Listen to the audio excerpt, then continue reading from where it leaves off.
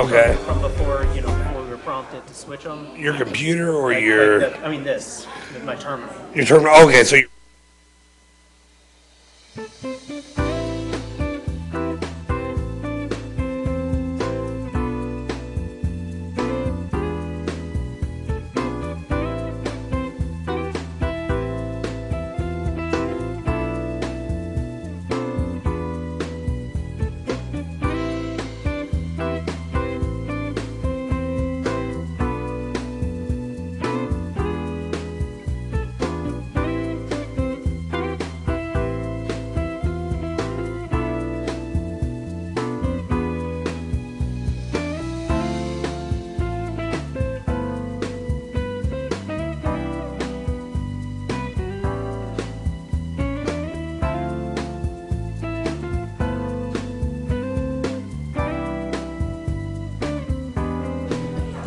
Welcome to the meeting for Government Oversight. I am the chairperson, Councilwoman Donna Purvis.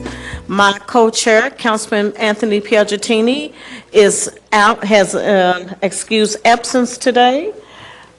We have no legislation. I'm going to let the clerk read the disclaimer, please. this meeting is being held pursuant to KRS 61.826 and Council Rule 5A, read in full. Thank you. We have no, we have no legislation on the agenda today, but today we are going to have a discussion with Jeff O'Brien, who is in Economic Development, and today he will be talking about KFC's departure from the city of Louisville. And I wanted to explain the reason why I felt it was important to have you here. We all know that KFC's origin started here in Kentucky, and there are a lot of people concerned with why is KFC leaving their origin, leaving their foundation here. So if you could come and provide us with some insight on KFC's departure. Thank you. Thank you, Chair. Jeff O'Brien, Executive Director, Economic Development. I wanted to thank you for the opportunity to come this afternoon and talk about the KFC departure here. So I just want to say a couple things. We know the news of KFC leaving Louisville and Kentucky is disappointing for many reasons. Anytime we lose a major international brand from Louisville and from Kentucky, it's disappointing.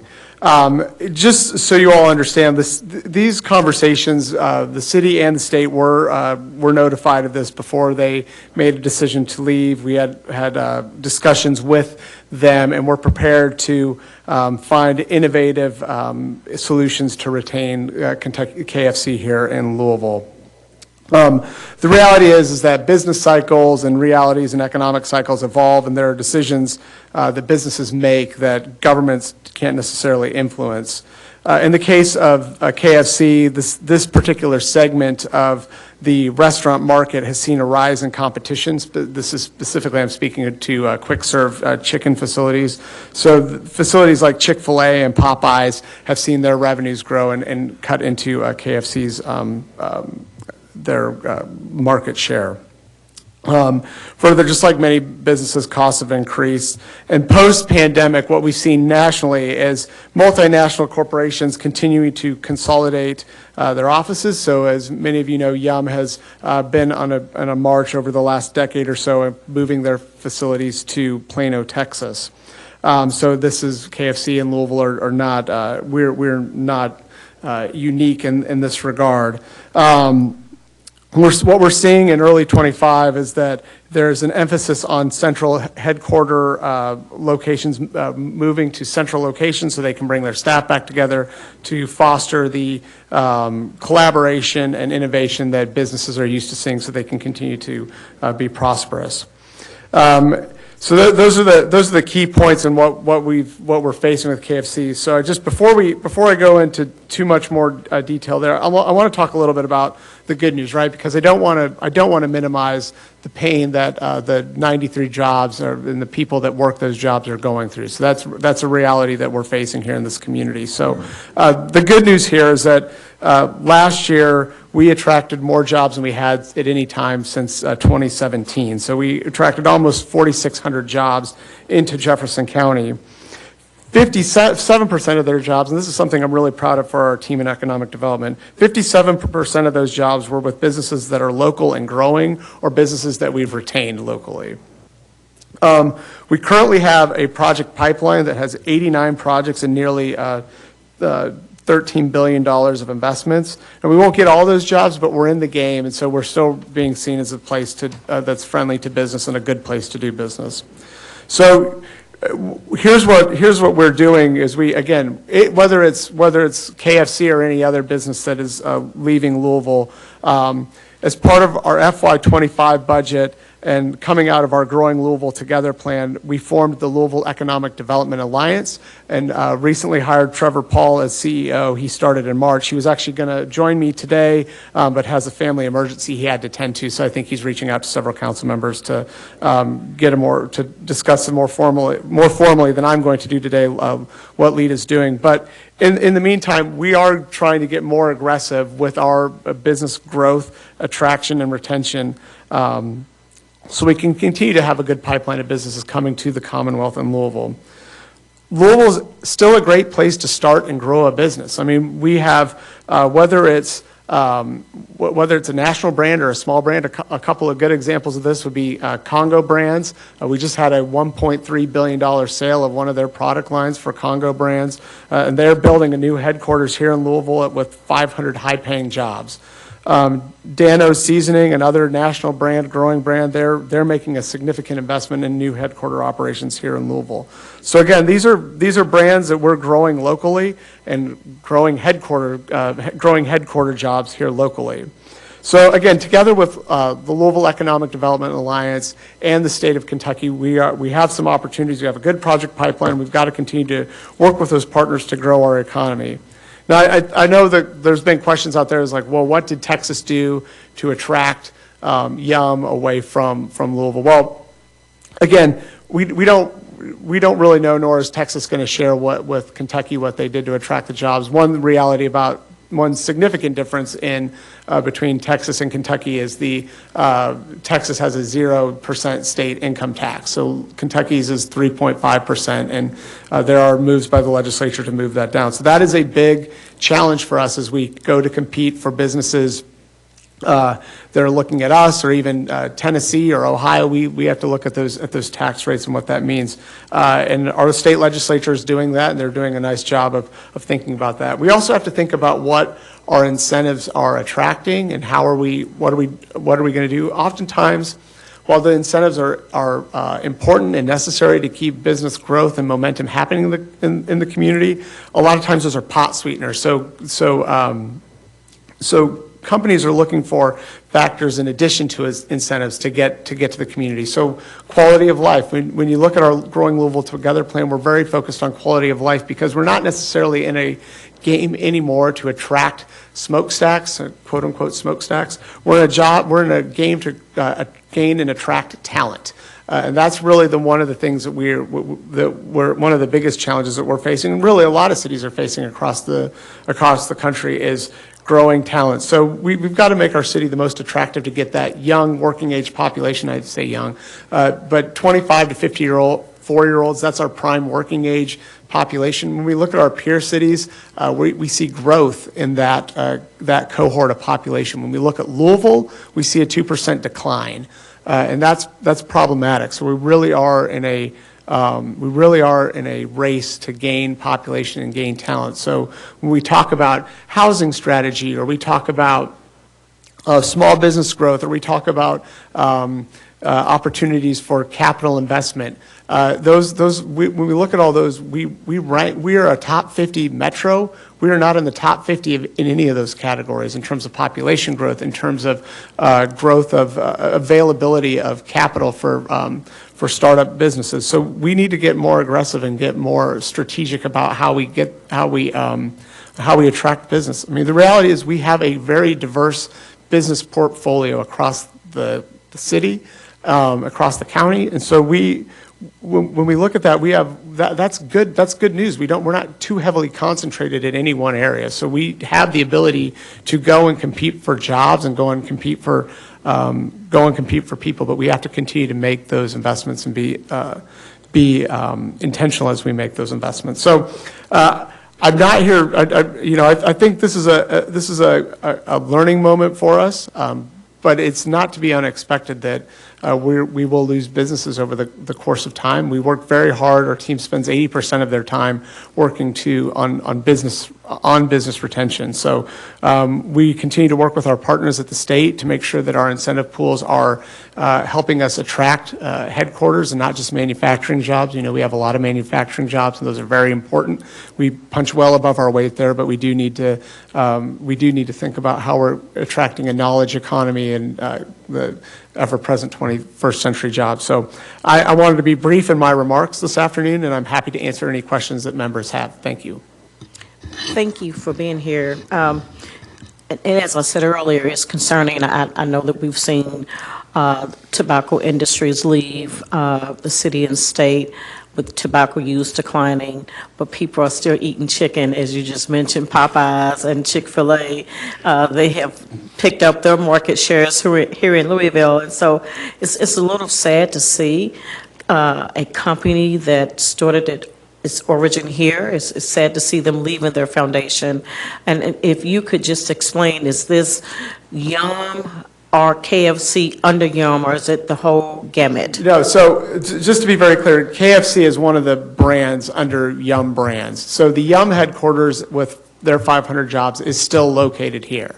This is the 93 jobs that are related to the KFC headquarters. Those are the jobs that will be moving to Plano. Now, I say that I don't want to be too rosy of a picture, because the inevitable question that's going to come from that is what's going to happen with the 500 jobs that are Yum, and I think that's something that we've been very focused on with the state, making sure that we can retain those jobs, because it is important to keep that headquarters here locally.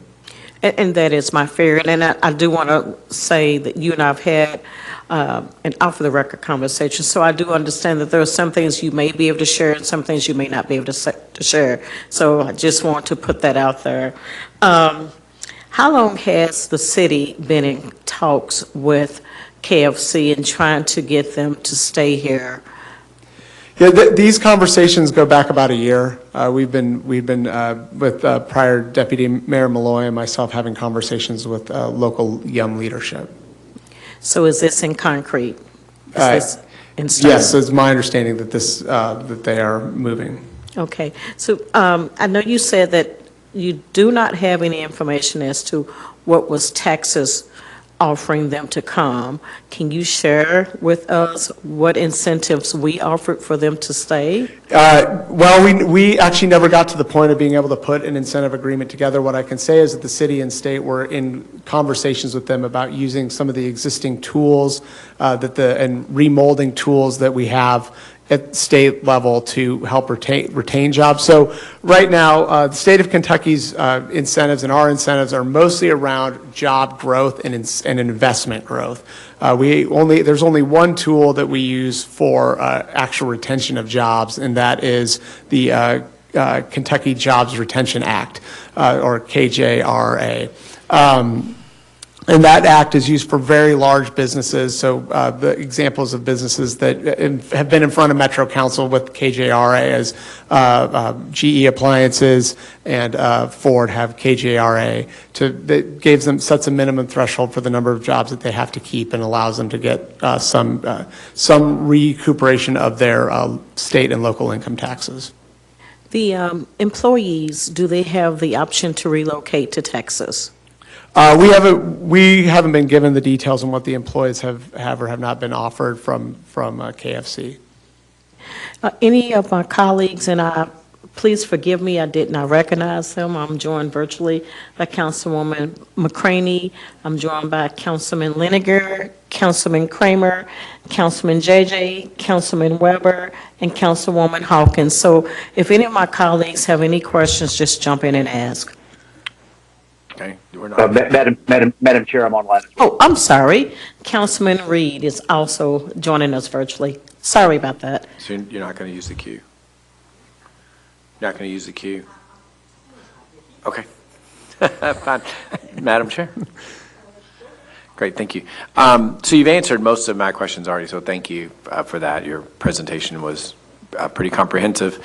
I guess, though, it leaves me with, now that you mentioned the retention one, I get that 93 jobs isn't enough to trigger it, but 593 is.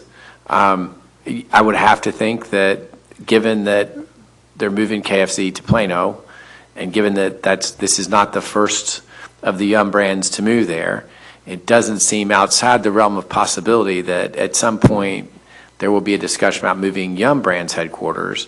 And if we wait until they decide that's what they want to do, then they will have already moved so much that the momentum will be such that it will be hard to overcome. So I'm wondering, was there an oversight there? Was there a calculation that said, with 93 jobs, it's just not worth it, but you didn't count the 500? Or was it like, we don't think this is the right time? I'm curious what the thought process was around that. So I will say that we did have that direct conversation with them to retain all the jobs with Yum Brand associated here in Louisville. That was the discussion that we started having with them a year ago to try to find a way to use the KJRA tool so that we could keep all the jobs here in Louisville. So it wasn't an either or scenario. There was a conversation presented to us that made us feel like we needed to get innovative beyond what we would typically deploy. So that was the exact conversation, was around all the jobs, not just the KFC brand. So, okay, good, thanks.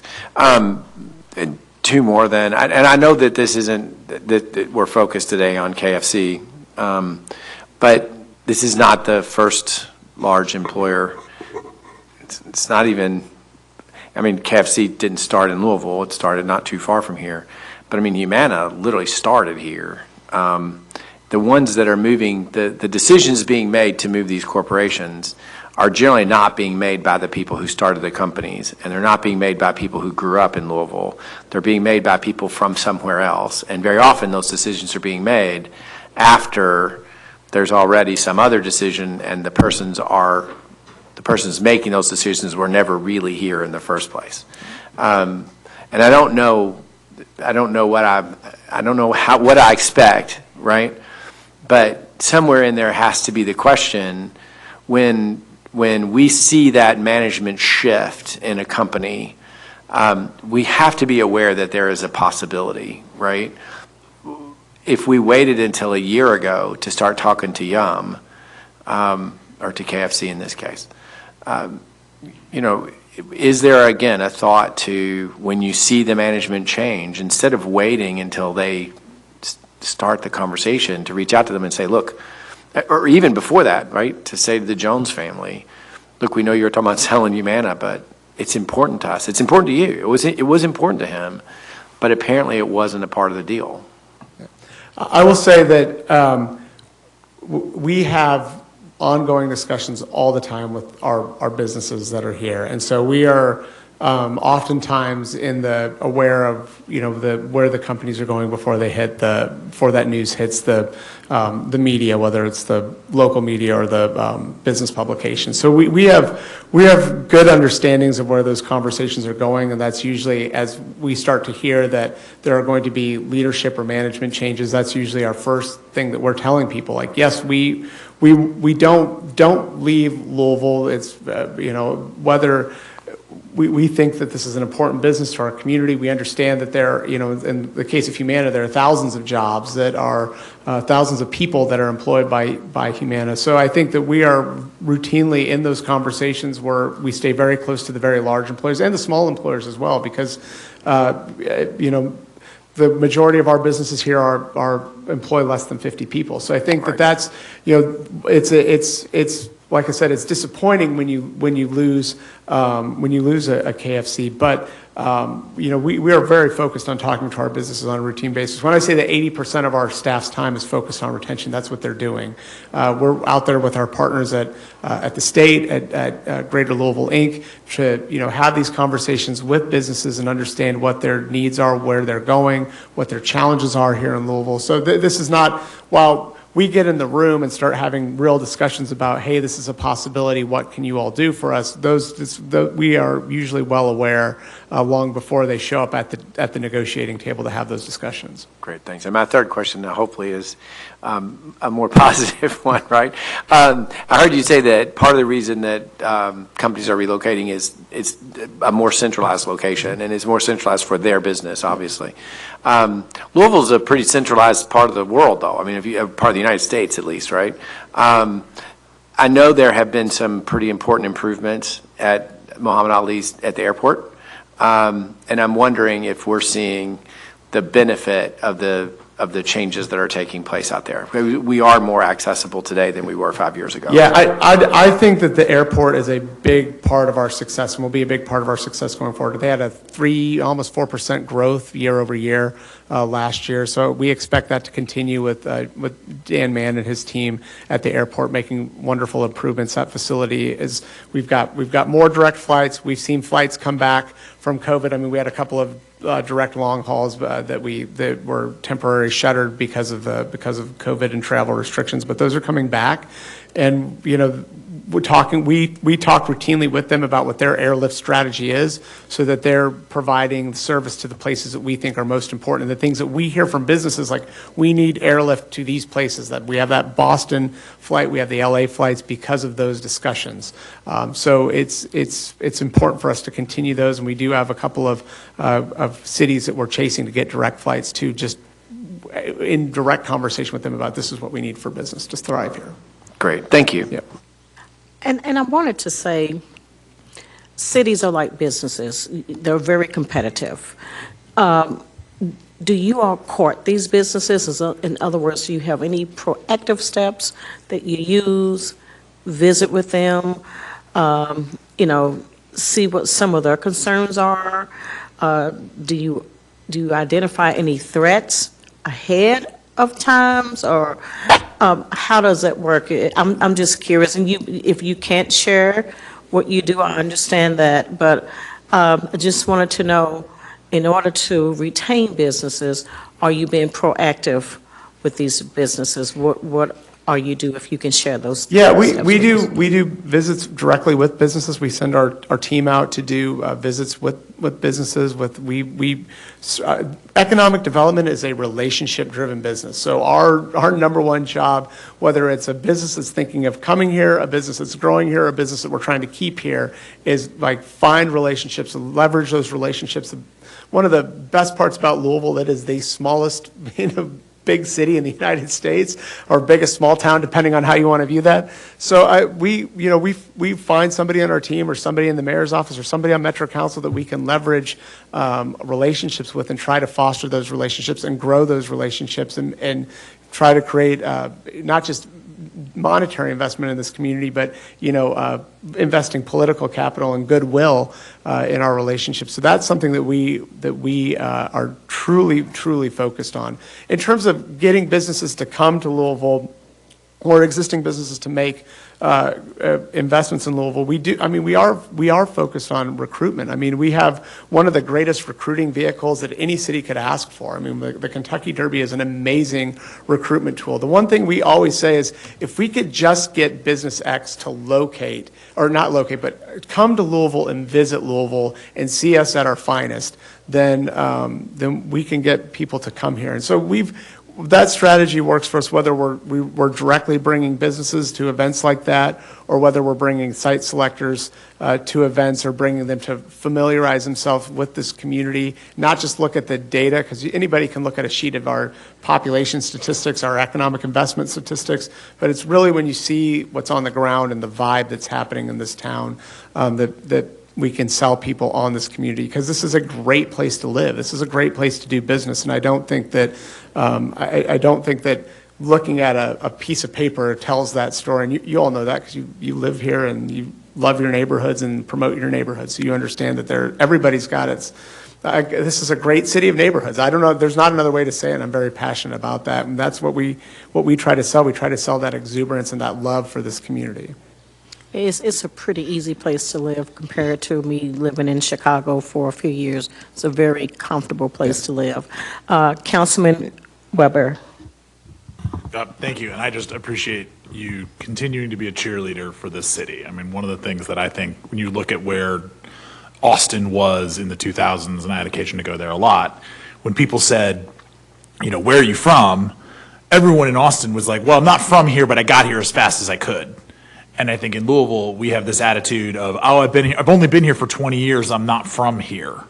And I think, part of changing that narrative is changing the narrative, how we talk about our city as a vibrant place that welcomes people, that's densely networked, where we have had this history of growing and scaling multinational companies. And you know what? I think to Councilman Kramer's point, when the executives have no connection to here, when it goes out into the IPO land and it's a multi-bajillion-dollar company, it's okay. Bless and release. We grew that company. They did a bunch here. We'll try to keep them here if we can. But when the real deciding factor is the CEO's kids are in high school in Atlanta, we can't fight that. The CEO never moved here. That's not we can't do that. What we can do, and I think you guys have been so attentive to, is try to grow the next KFC and the next Yum and the next Humana here, or a million El Toros, that are employing folks. So I want to commend you for helping us to have a narrative about ourselves that we are a place that is vibrant and growing. Can you talk a little bit about what you guys are doing in the entrepreneurial space, sort of the attraction space, the retention space you've talked about, but in the net new, we're trying to build new innovators here. Where are you guys thinking about for the next couple of years? Yeah, I think this is a place where we have some work to do. And I think that there are people here that want to grow businesses. There are a number of entrepreneurs here that have some really cool stuff going on and some stuff that could be really impactful for the city. But I think that we've not given this area enough love, if I can be so colloquial. And so I think that that's really something that the Louisville Economic Development Alliance and Trevor are going to do. He is specifically looking at that issue, that how do we grow businesses here in Louisville? Not just attract businesses and retain businesses, but how do we grow businesses? How do we take that group that's a 5-employee group and blow it out into the next Congo brands? That's kind of, or the next Humana or the next KFC. So I think that's exactly what we're looking at. So I think Trevor's going to, he and his team are going to start going around, and he's been on the ground for a month here. So, and again, he'd be here speaking for himself if he hadn't had a family emergency. But he really is passionate about this and sees this as an area of major opportunity for us in the coming years.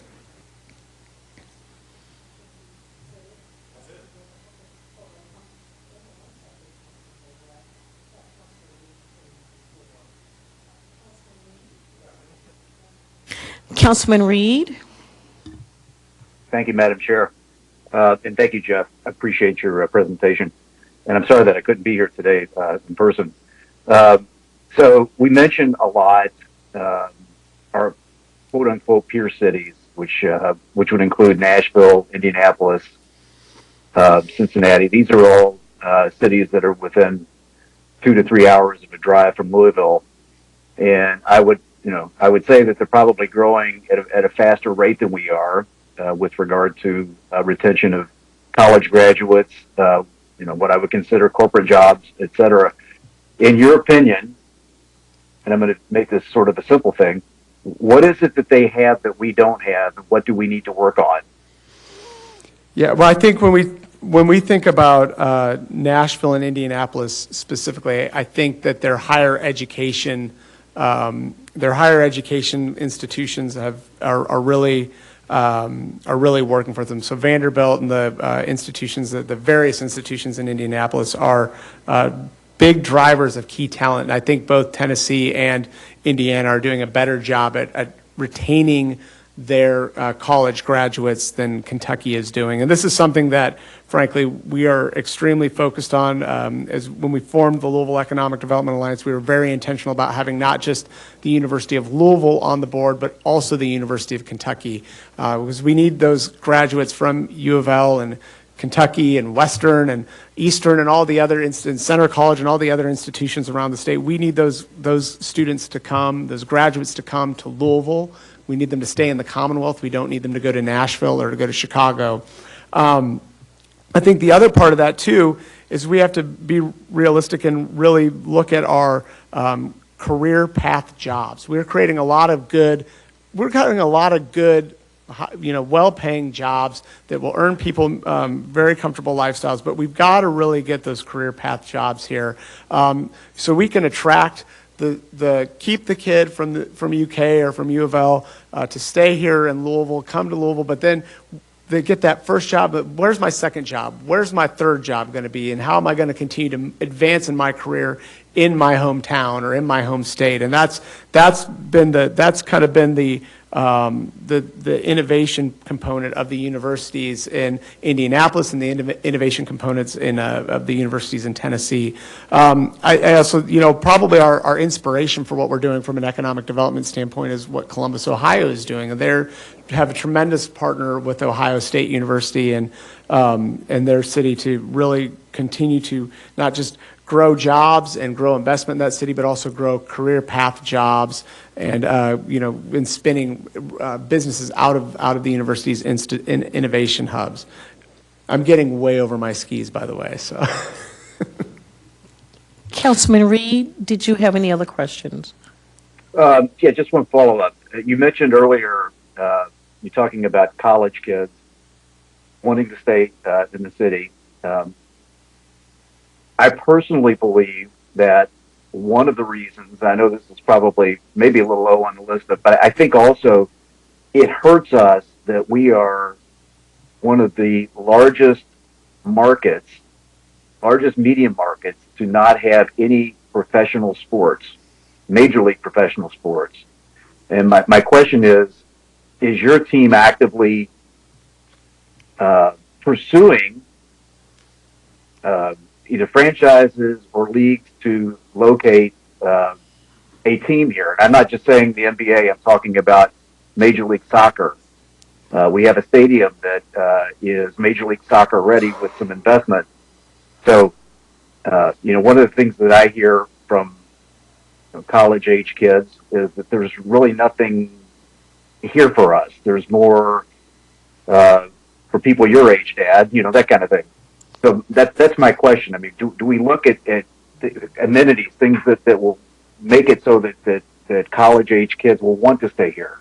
Well, if I may interrupt before Jeff gets his chance, just to give a shout out and props, we do have a women's soccer team here that is in the top league in women's soccer, and not only are they in the top league, but they are very competitive there. So we do have one professional sports team here. I'm sorry? But I appreciate the men's team, but the men's team is still they're in that US whatever league below. They're not in the top tier. Our women's program is in the top tier. You don't get a better opportunity for pro sports than where our women are. So, which is impressive. I think it begs the question, the WNBA is expanding. And I've been trying to find as quickly as I can, are we even in the mix for a potential expansion team? And then if you'll answer Councilman Reed's question, I think that's really the issue. Yeah, in terms of professional sports, so just on the racing, Louisville racing, we have to work to retain that team because that league is becoming so valuable, that team is becoming so valuable. We have to work with the soccer group to make sure that team actually stays in Louisville because there are investors that want to buy that team and move it someplace else. And I think that in terms of like recruiting pro sports, yes, we are doing everything that we can do to get our name on the map and in sports leagues. I mean, we have to have the number one thing that you need for a pro sports team is a pro sports stadium, and we have two world-class pro sports facilities, the Yum Arena and the soccer stadium. The next thing you have to have is an ownership group. We have got a great ownership group for the soccer team, and we work with them daily. In fact, on my way in the building, I was texting with one of the owners to have a conversation about development around the stadium and that district. So that's part of our retention aspect, is making sure it's not just a great place to play and a great team to get on national TV and for individual players to boost their brands, but to have a great, cool vibe and place to live. So in terms of WNBA, We're always on the WNBA and NBA expansion list because of the Yum Arena. That having a 20,000 plus seat pro sports arena is something that always gets us on a list. It's really just having that ownership group and who is a potential owner that can purchase and maintain a franchise like an NBA or WNBA franchise here. So to Councilman Reed's point, I'm the one that brought up women's sports. I think he was talking about some others. But yeah, so same question with as when the NBA announces they're ready to expand, we are finding every inroad that we can get on that expansion list. And again, we make the list just because every time you see it on ESPN.com or Sports Illustrated, whatever your flavor is for sports news, you'll see that we always make those lists because of that Yum Arena. It's really just the obvious question. Always the number one question is who is the ownership group going to be in Louisville? We have millionaires, but to own a sports league, you have to have a lot of billionaires. how involved is the economic? And Scott, I apologize. I'm following up your questions. That's all right. I yield my time. Thank you. How effectively or not effectively? How completely? Is the economic development, how completely is the economic development office engaged in that effort in trying to put together, not find, but trying to put together that ownership team? Because I obviously you've hit the nail on the head. Yeah, I think we are intimately involved in those conversations, and we work directly with the mayor's office and are in the loop on who we can find to put teams together and trying to actively put those groups together so we can grab a team. Thank you, Scott. Before you go to Councilman Reed, you were in my head. You were thinking exactly what I was thinking. And good question, what do they have that we don't have? And when I visit Cincinnati, Indianapolis, and Nashville, I ask myself that every time. And the answer is pro sports. And so piggying back on Councilman Reed's question, are you all working with the Sports Commission to possibly put us on that list? I know we've been on that list before, but we never make the cut. And then I look at other cities that have two pro basketball teams, the LA Clippers, the Lakers, and we can't get one. So go ahead and carry on. Sorry about that, but it was Councilman Kramer's fault. No, that's okay. And I would just add one thing, that there are cities that have a smaller media market, and basically they look at TV market ratings, et cetera. But Memphis, Buffalo, Oklahoma City is about the same size as Louisville. This is something that I've really looked into, and I think that if we as a city want to really get excited and really want to be serious about growth, we have to get in there with these other cities. And to your point, I know LA is LA, but Buffalo is actually a smaller media market, and they have an NFL team and they have an NHL team, and that's all I'm going to say. Thank you.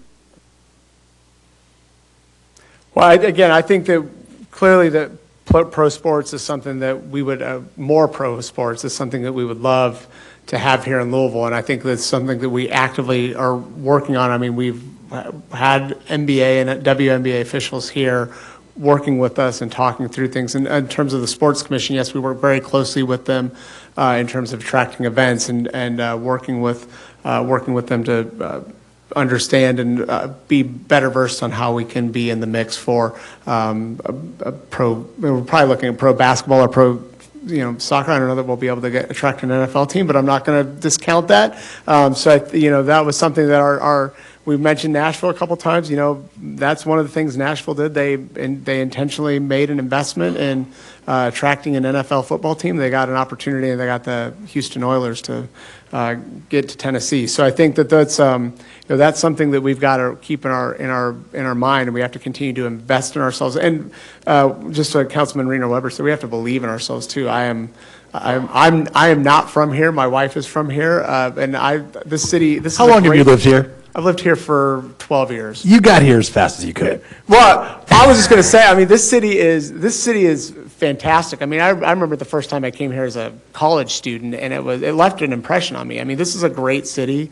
We have a lot to be proud of. I mean, what this city has done on its waterfront, that should be a line in the sand for what we can do. I mean, we can do great things and transform the city and make great places that we are very proud of. I mean, that's a crown jewel, and it's not just a crown jewel for Louisville, it's a crown jewel and a model for how riverfront redevelopment can occur, and introducing a beautiful park. I know it's probably a little muddy today, but that's something we can do, and the city has just a ton to be proud of, whether we're out in St. Matthews or J-Town or Shawnee or Shively. I mean, we have got a lot of really cool parts of the city, and I think that's what our team is working on every day, is how do we take the great assets that we have across this community and really build on that and sell that, not just to the United States, but to the world. Thank you. Councilman JJ? Yeah, thank you for being here. And I know that we're here talking about the KFC headquarter departure and whatnot, but obviously I'm curious too with the arena kind of idea. Are there any pro teams that they share a college arena with? Wouldn't it be college teams that share with the pro arena, if that makes sense? I don't know if any pro team would I don't want to say step down disrespectfully, but step down to a college level. Well, again, the Yum Arena is not a, I mean, the U of L hosts its games there, but it is not a college level arena. That is as pro as it gets. I mean, it is, I spent 10 years of my life in Chicago and going to the United Center and watching, I'm a hockey fan, so I was watching the Blackhawks play up there. And I mean, that stadium really, the Yum Arena has many more attributes than the Yum Center or the United Center does in Chicago. I mean, it is a pro stadium. So I think that to your question about sharing, many pro teams will share their arenas with colleges. I think the question becomes, there's so many days and so many events that are in the Yum Center, so it would definitely have to be a discussion with the University of Louisville on how we integrate pro sports into the U of L schedule, because of course our U of L teams, the men's team, the women's basketball team, the volleyball team, I mean, they attract large crowds in that arena. So thankfully the men did this year. So that was thank you, Coach Kelsey. So I think that we've got I don't think it would be an unprecedented move for an NBA or WNBA team to have a co-tenant with the University of Louisville. Okay, my question for the KFC headquarters, two questions real quick. One is, as a whole, I guess, maybe development as a whole, is it what we don't have or what the other cities do have?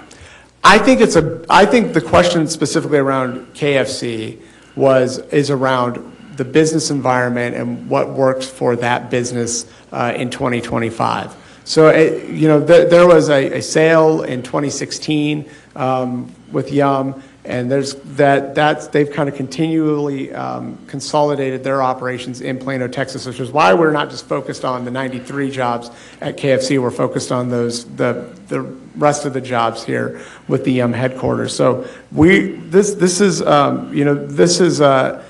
something that we've seen. So I don't think this had anything to do with lack of talent in Louisville or lack of airlift or lack of investment or anything that the city or state are doing. I think it was all about a business decision to say, hey, we want to have this business unit alongside these other business units that we already have in Plano, and I think that's really what it comes down to. Of course, I'm not in the decision-making room at Yum, hearing those decisions, but from the conversations that I have been in, I believe that to be where how the decision was made and what it came down to. And another quick question: being a new councilman, when does the legislative branch typically know that there's trouble in paradise with stuff like this? Yeah, so when we get a notification that if we think we're going to need to put something together and come to Metro Council for approval, we will reach out to the council member whose district the business resides in and have a conversation with them and let them know this is what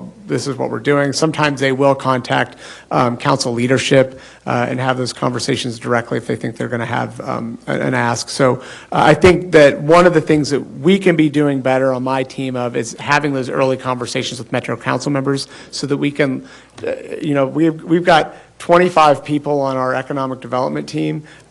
We have 26 council members that can help us sell the city as well. So I think that, if we can come and add, 1 or 2 or 10 or all 26 council members, I mean, that I've really encouraged my team we need to leverage the relationships that we have with Metro Council, and we need to work on those relationships so that we have an open line of communication with one another, and that we can call upon you when we need your help to keep a business or help a business make a decision to grow here in Louisville. Councilman Lineker? Yeah, Director O'Brien, you spoke earlier in your presentation about, you spoke positively about the changes in tax policy in Frankfurt as far as income tax. Could you speak a little more granularly about that? Yeah, so the state right now the state income tax is at 4%, moving to 3.5%, and it can continue to move down if the state hits individual income performance measures for the state at large. So that's what I was referring to, that there is a step down of the state income tax rate over time, which will help us be more competitive with our neighbor to the south, will also help us with our Texas, which is where Yuma is moving. And so was the administration involved in discussing that tax policy? This has been something that the state legislature has been working on for a number of years. So it's been a priority in the state legislature, something that the administration weighs in on when we're asked about it, but this is something that's being driven by the state legislature. Okay. And when we talk about the positive effects with income tax cuts, that's also sort of in tension with the other things that you mentioned in terms of quality of life, amenities in the city. When we talk about our parks, our libraries. I mean, you just brought up Waterfront Park, and, obviously we need to have funds to maintain things in our city. And we also talk about workforce development and the need for, post-secondary higher education to be producing a workforce that's going to attract talent and going to produce, as we've discussed, entrepreneurial activity for the next Yum, the next Humana. That's also something that's kind of in tension with cuts to the state revenues and how we fund these things, correct? Yeah, I think that they're in this city specifically, and I'm not going to, get into state or federal tax policy, but I think in this city specifically, I mean, there's a recognition that we need to have some revenue diversification, and those need to be done thoughtfully. So we are balancing progressive and regressive taxes. But again, I think that there are a number of tools that other states have that we don't necessarily have at our disposal to help drive public investment in a community. All right, thank you. Are there any other questions?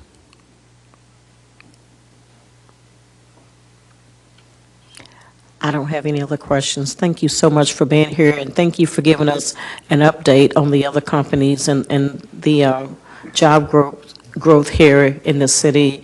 It sounds pretty positive, in spite of us losing these 93 jobs. And, anytime that you all need to talk with the council members about any potential business wanting to come or go, I think I speak for all of us. Feel free to reach out and talk with us because we definitely don't want to lose any business, but we would like to retain our businesses. And anytime that you have an opportunity to talk about bringing pro sports, I think you have at least 3 council members that are in favor of that. So thank you. Thank you for the opportunity. I appreciate it. If there aren't any further questions, this meeting is adjourned. Thank you.